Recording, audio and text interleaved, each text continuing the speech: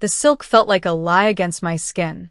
It was the color of a midnight sky, clinging to my hips, pooling at my feet on the cold marble floor. A lie because nothing in my life was this smooth, this effortless. Every breath I took in this penthouse apartment, 60 floors above the glittering sprawl of Tokyo, was a deliberate calculation. The diamond necklace felt heavy, a beautiful, cold weight against my throat. A collar, I thought, and dismissed the idea as quickly as it came. Collars were for things that were owned. This was a contract, a business arrangement. I met my own eyes in the floor-to-ceiling mirror. The woman looking back was a stranger. Her hair was swept up in an elegant coil, her skin glowing under the recessed lighting. Her eyes, though, were the same, wary, haunted. The ghost of a 26-year-old art historian from Chicago looked out from behind a fortress of couture and jewels. A presence shifted in the room behind me, the air thickening almost imperceptibly. I didn't need to turn. I had learned the sound of his silence. Kenji Tanaka moved like the world rearranged itself to get out of his way. He stopped a few feet behind me, his reflection joining mine. He was in a bespoke Tom Ford suit, the charcoal wool so dark it was almost black. Notie. The top 2 buttons of his stark white shirt were undone, revealing the edge of a tattoo, the intricate scales of a dragon coiling over his collarbone. His power wasn't in noise or gestures, it was in his absolute stillness. He watched my reflection, his eyes dark, unreadable. "Are you ready?" His voice was low, a gravelly hum that seemed to vibrate through the floor. It was a voice that never needed to be raised. I smoothed a hand down the silk of my dress. "As I'll ever be." He stepped forward. The scent of him, sandalwood and something like cold smoke, enveloped me. He didn't touch me. He didn't have to. His proximity was a physical force. His fingers adjusted the diamond necklace, his knuckles brushing the sensitive skin of my neck. I fought the shiver that threatened to betray me.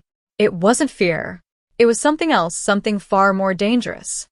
"This piece was made for an empress," he said, his gaze fixed on the necklace in the mirror. "It suits you." An empress. A pretty word for a queen in a gilded cage. 3 months ago, I had been Imani Williams, a woman whose biggest worry was securing funding for a new exhibit. A woman married to Marcus, the man I had loved since we were 20. The man who had taken my heart, my trust, and our shared future, and incinerated it all for a woman named Jessica with blonde hair and an empty smile. The memory was a sharp, physical pain. Marcus standing in our living room, the one I'd painted myself, telling me he was in love. Not just that he'd made a mistake, but that he was in love. He used the word like a weapon, gutting me with it. He said Jessica understood his ambition, his drive. What he meant was that Jessica's father owned a development company that could make him rich. I, with my modest salary and passion for forgotten artists, had become an anchor. He'd left me with a mountain of debt he'd quietly accrued in both our names and a divorce decree that felt like an eviction notice from my own life. I was drowning. Then, through a connection I never knew I had, a quiet client from the museum who had always been kind to me, came an offer. The offer had a name, Kenji Tanaka, head of the Tanaka-gumi, a Yakuza clan whose empire was built on shadows and blood, but whose public face was in real estate, tech, and high finance. He needed a wife who was an outsider, with no ties to his world, no family that could be used as leverage against him. An American. A woman who looked graceful on his arm at galas like the one we were about to attend. He needed a respectable front, and I needed to survive. The contract was simple. For 2 years, I would be his wife in every public sense. In return, my debts would vanish, and I would be given a life of security beyond my wildest dreams. After 2 years, an amicable, quiet divorce. I would be free and wealthy enough to disappear and start again, anywhere in the world. I had signed the papers without a second thought. Survival is a primal instinct. It strips you of pride, of hesitation. It was only later, living in the silent, opulent beauty of his penthouse, that I began to understand the true cost. He stepped back, his assessment of me in the mirror complete. Let's go. It is poor form for the host to be late. The charity gala was being held in the grand ballroom of a hotel his organization owned. The air was thick with the scent of lilies and expensive perfume. A string quartet played softly in the corner. Men in tailored suits and women in glittering gowns moved through the space, their laughter brittle. Every single person in this room was either powerful, owed Kenji a debt, or feared him. Or all three. His hand rested on the small of my back, a gesture of proprietary ownership for the world to see. It was light, barely there, but I felt the heat of it through the silk. It was a brand. We moved through the crowd, a path clearing for us as if by magic. Kenji nodded curtly, his expression a mask of cool civility. He was a master of this. The predator playing philanthropist. I smiled until my face ached, a perfect porcelain doll on his arm. I was playing my part. And then I saw him. Across the ballroom, standing near the champagne fountain. Marcus. He was laughing, his head thrown back, one hand resting possessively on the arm of the woman beside him. Jessica. She was wearing a red dress that screamed for attention. My stomach twisted into a knot of ice and fire. I hadn't known they would be here. Of course they would be here. Marcus was a social climber, and this was the summit. My breath hitched. The carefully constructed composure I wore like armor began to crack. Kenji's fingers tightened on my back, a subtle, questioning pressure. I didn't look at him. I couldn't tear my eyes away from the scene that had shattered my life. As if he felt my stare, Marcus turned his head. His eyes scanned the room, a lazy, confident sweep of a man who believed he belonged. They passed over me, then snapped back. His smile vanished. The glass in his hand tilted, champagne sloshing over the rim. He froze, utterly, completely still. His face, a mask of disbelief, then confusion, then a dark, ugly flicker of something I recognized. Wounded pride. He saw me. He saw the dress, the diamonds, the transformation. Then his eyes moved from me to the man whose hand was on my back. He saw Kenji Tanaka, and the confusion on his face curdled into pure, unadulterated shock. He paled, his mouth falling slightly open. Jessica tugged on his arm, her voice a petulant murmur, but he didn't seem to hear her. He just stared, looking at me as if I were a ghost who had just materialized at the feast. Kenji leaned in, his voice a whisper of cold silk against my ear. An acquaintance. I finally tore my gaze away from my past and looked up at my present. At the man who owned this room, who owned my safety, who owned, for all intents and purposes, me. He's the man I used to be married to, I said, my voice surprisingly steady. A flicker of something, not surprise, just interest, passed through Kenji's dark eyes. His gaze slid across the room to Marcus, a predator casually assessing a lesser creature in his territory.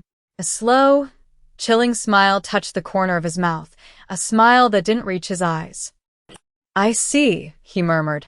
And in those two words, I heard the promise of a reckoning. The night was no longer about charity. It was about power, and I was standing at the center of it. Marcus, spurred by some fool's courage or perhaps Jessica's insistent whispering, began to move toward us. He navigated the crowd with a clumsy determination, his eyes locked on me.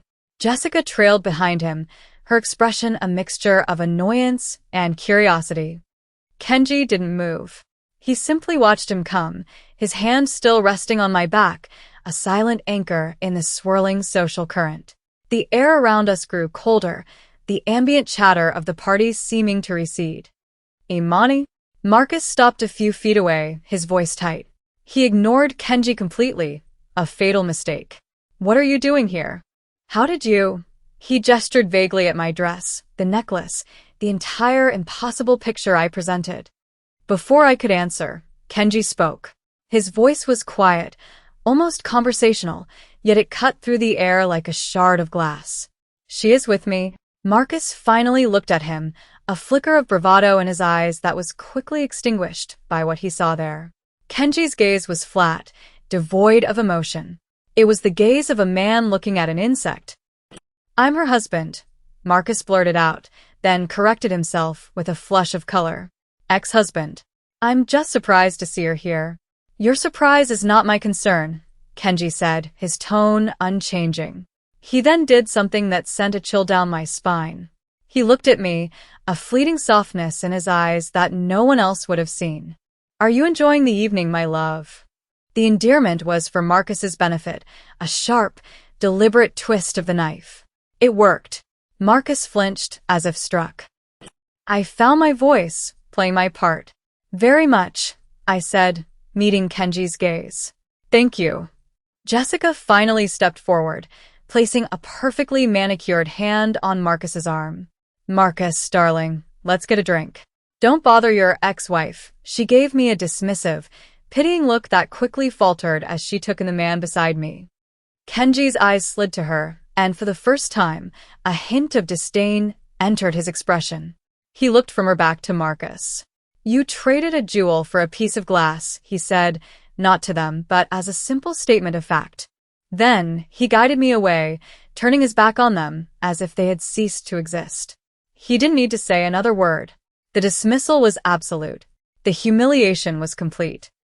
As we walked away, I risked a glance over my shoulder. Marcus was still standing there, frozen, his face a storm of rage and shame. Jessica was pulling at his sleeve, her face pinched with anger. In that moment, I felt a cold, sharp spike of satisfaction. It wasn't happiness. It was vengeance. And it tasted like ash. The rest of the night was a blur. We left early. The silent ride back to the penthouse was thick with unspoken tension. I sat as far from him as I could in the back of the Rolls-Royce, the city lights painting streaks across the tinted windows. I could feel his eyes on me. Back in the apartment, the silence was even louder. I walked to the window, looking down at the river of light that was Tokyo. He made you look small, Kenji said from behind me. I turned. He was unbuttoning his cuffs, his movements precise and economical. I was small. He left me with nothing. Nothing is a blank canvas. He rolled up his sleeves, revealing forearms covered in the dense, traditional ink of his tattoos. A creature of myth and legend, bound in flesh and blood. It is a chance to create something new. Was that what I was? Something he was creating? The thought was unsettling. This arrangement. It's not real. Tonight was a performance. Everything is a performance, he countered, walking to the bar and pouring 2 glasses of whiskey. He held one out to me. The question is whether you are playing a role given to you, or one you have chosen. I took the glass, my fingers brushing his. A spark of heat, unexpected and sharp. I chose survival. Did you? He watched me over the rim of his glass, his eyes searching mine. Or did you choose power? I didn't have an answer. The weeks that followed settled into a strange rhythm. I lived a life of quiet luxury, surrounded by art and beauty, but it was a lonely existence. Kenji was often gone, disappearing for days at a time. When he was home, he was a silent, brooding presence. We coexisted in the vast, sterile space of the penthouse, 2 ghosts haunting the same house. But I watched him. I learned him. I saw the way his men deferred to him with a respect that bordered on religious fear. I learned to read the subtle shifts in his posture, the tightening of his jaw that preceded a storm. I saw the cold, surgical precision with which he ran his empire through encrypted calls and hushed meetings. One night, I couldn't sleep. I wandered into his study, a room I usually avoided. It was stark and masculine, smelling of old books and his smoky cologne. A single photograph sat on his desk in a simple silver frame. It was of a young woman, barely a girl, with Kenji's eyes and a bright, fearless smile. She was beautiful, and she was gone. I knew it with a certainty that chilled me to the bone. The door opened behind me. Kenji stood there, his suit jacket off, his expression harder than I'd ever seen it. His eyes went from me to the photograph in my hand. "Put it down," he said. His voice was dangerously low. My heart hammered against my ribs. I placed the frame carefully back on the desk. I'm sorry. I didn't mean to pry. He walked into the room, stopping in front of the desk, but not looking at the photo. He looked at me. For a moment, the mask slipped. I saw a flash of raw, bottomless grief in his eyes. It was so profound it almost brought me to my knees. It was the look of a man who had failed in the one duty that mattered to him. Her name was Akari, he said, his voice rough. My sister. He didn't say what happened to her. He didn't have to. The violence of his world had taken her. That was his wound. The failure he carried every single day. The reason he kept the world and everyone in it at a distance. He had failed to protect her. He would never allow himself that vulnerability again. He turned and left the study without another word, the mask of cold control firmly back in place. But it was too late. I had seen the man beneath the monster, and that was infinitely more dangerous. The first tremor of real danger came a week later. We were scheduled to have dinner at a private restaurant in Ginza. A last-minute call came for Kenji, a problem with a shipment at the docks. He was delayed. He told me to go ahead, that he would meet me there. His driver, a silent mountain of a man named Ito, drove me. We were 2 blocks from the restaurant when the world exploded. A blast of heat and sound threw me against the side of the car. The windows of our vehicle shattered. Car alarms shrieked through the sudden, ringing silence in my ears. Ahead of us, where the restaurant had been, there was now a column of black smoke and fire. Ito was shouting into his radio, his voice urgent. He threw the car into reverse, tires squealing. My hands were shaking, my breath coming in ragged gasps. That was meant for him. For us. We met Kenji and 2 other cars at a nondescript warehouse by the river. He got out of his car before it had even stopped moving. He strode to my door and wrenched it open. His eyes scanned me, frantic and wild in a way I had never seen. Are you hurt? He demanded, his hands hovering over me, not daring to touch. No, I whispered, my voice trembling. I've fine. He reached in, his hand cupping the back of my neck, his thumbs stroking my skin. The gesture was shockingly gentle. His eyes were blazing. Ito, get her out of here. Take her to the safe house, he turned to his other men. Find out who did this. I want a name. I had a chance then. A clear moment. In the chaos, I could have told Ito to take me to the embassy. I could have run, demanded to be let out of our contract, fled this life of violence that was no longer abstract. But as I looked at Kenji's face, at the cold fury etched there, I saw something else. It was the same haunted look from his study, the fear of losing someone else he was meant to protect. I made a choice.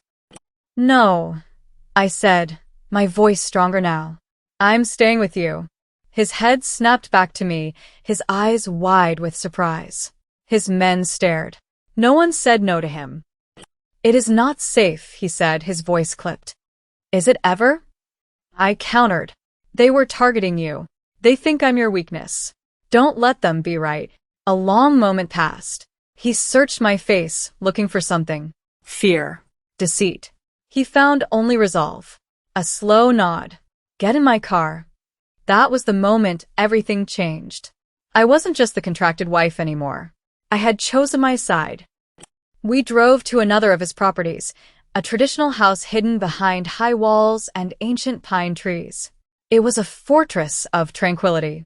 Inside, the air smelled of tatami mats and cedar. While his men spoke in hushed, urgent tones in another room, Kenji led me to a small sitting area overlooking a koi pond.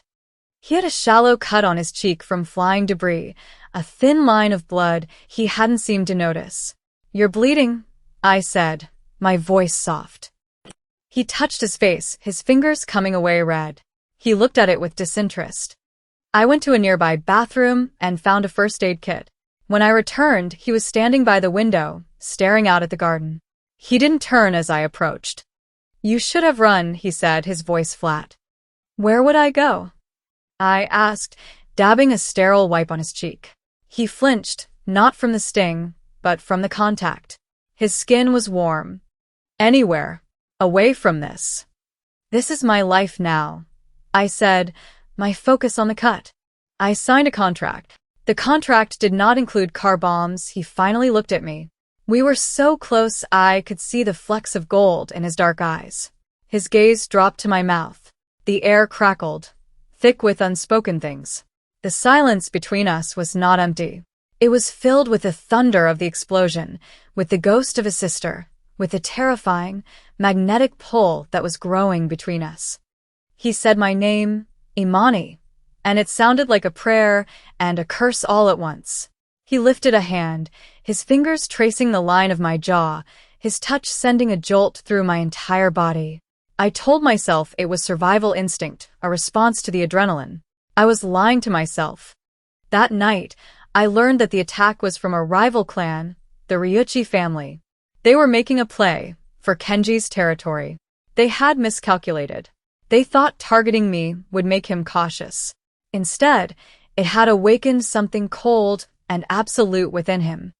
In the days that followed, I saw the true extent of his power. It was not in explosions or gunfire. It was in the quiet, systematic way he dismantled his enemies' operations. A word here, a data transfer there, a key figure disappearing in the night. It was surgical. It was terrifying. And I discovered something that should have made me run for the hills. I overheard a conversation not meant for my ears. He was speaking to his second-in-command about the man who had betrayed him years ago, the one whose actions led to his sister Akari's death. Kenji hadn't just had the man killed. He had destroyed his entire life first. His business, his family, his reputation. He had left him with nothing but his shame before he finally ended it. The cold, methodical cruelty of it made my blood run cold. This was the man I was tied to. The war with the Ryuchi clan escalated. They grew desperate, and desperation made them sloppy. It happened on a Tuesday afternoon. I had been given slightly more freedom, a concession to my refusal to be locked away. I was visiting a small art gallery in Omotesando, flanked by two of Kenji's guards. It was a brief illusion of normalcy. They came out of nowhere. A black van screeched to a halt. Men in masks swarmed out. My guards moved to intercept, and the street erupted in chaos. One of my guards went down. The other shoved me back toward the gallery. "Get inside," he yelled. A hand clamped over my mouth, an arm of steel wrapped around my waist, dragging me back toward the van. I bit down hard. The man grunted in pain, his grip loosening for a fraction of a second. It was enough.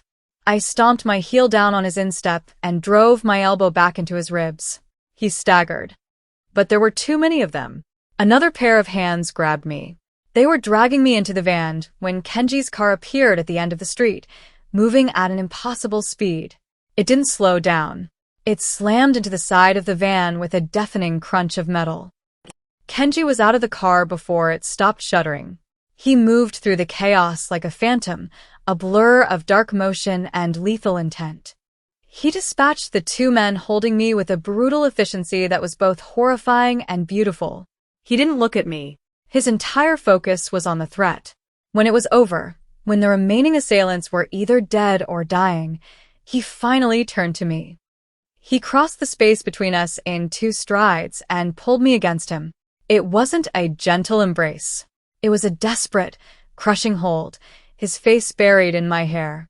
I could feel him trembling, not with fear, but with a rage so profound it seemed to shake the very ground we stood on. Back at the house, the silence was different. It wasn't empty. It was heavy with the aftermath of violence. He poured me a brandy, his hands for once not perfectly steady. I had crossed a line. In that alley, I hadn't just screamed or cried. I had fought back. I had hurt someone. A small, dark part of me had registered a grim satisfaction when the man holding me had cried out in pain. The woman who curated art exhibits was gone. In her place was someone who knew how to survive in the dark. Kenji stood in front of me, his face a grim mask, but his eyes were raw, stripped of all pretense. "When I saw their hands on you," he said, his voice a hoarse whisper, "I would have burned this city to the ground to get you back." It wasn't a declaration of love. It was a confession, a statement of fact. A claim. He was telling me that I was his and that the world would burn before he let anyone take me. I met his gaze, my heart pounding a wild, frantic rhythm against my ribs. "I know," I whispered. And it was the truest thing I had ever said.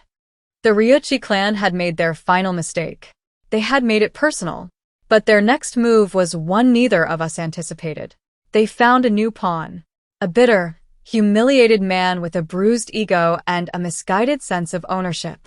They went to Marcus. My phone rang 2 days later. An unknown number. I almost didn't answer. "Imani." The voice was like a ghost from another life. "Marcus.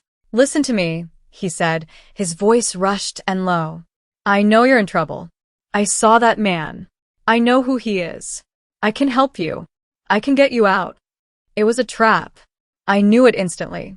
Marcus didn't have the courage or the resources to stand up to a man like Kenji. He was being used. How? I asked, my voice carefully neutral. "Just meet me." Please, Imani.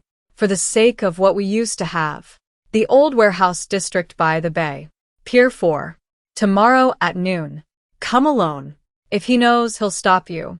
This is your only chance. I hung up the phone, a cold, clear purpose settling over me. I was not the woman Marcus remembered. I was not a victim to be rescued. I found Kenji in his study. I told him everything. He listened, his face impassive, but I saw the muscles in his jaw bunch. When I was finished, he was silent for a long moment. "It is a trap," he said finally. "I know," I replied, "and I'm going to walk right into it." He started to object, but I cut him off. "They want to use me as bait. So let them. You know the location. You know the time. This is how you end it. But you do it my way." For the first time, I was not his asset or his responsibility. I was his partner. He saw the steel in my eyes, the resolve. He gave a single, sharp nod. The next day, I drove myself to the pier. I wore a simple black dress and a wire. The air was thick with the smell of salt and decay.